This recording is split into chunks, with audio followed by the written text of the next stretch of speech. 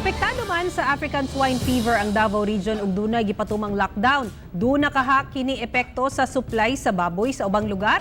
Sayron ta ang dugang detalye nini pinagi sa live report ni Cyril Chavez. Cyril. Sara, bisan pa man adunay gipatumang lockdown sa ubang lugar, ang Misamis Oriental nagpabiling bastante ang supply sa karning baboy. Wala matud pay pag-usab sa supply sa karning baboy dinhi sa Upol Public Market.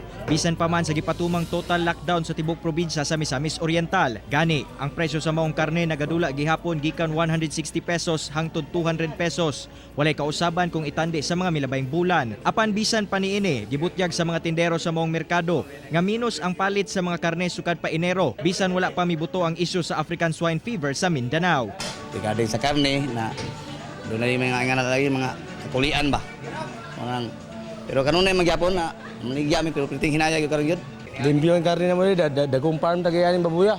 Naglaom gihapon sila nga sa mga sumusunod nga bulan mukusog na sa banghalin sa karning baboy. Samtang taliwala sa ASF scare, kusog gihapon ang mga tindang sudan nga karning baboy sa mga karinderya sa Upol. Oo, naay mo kang baboy. Wala man, pindira na. Wala na, kuwan, sari-sari na kuwan.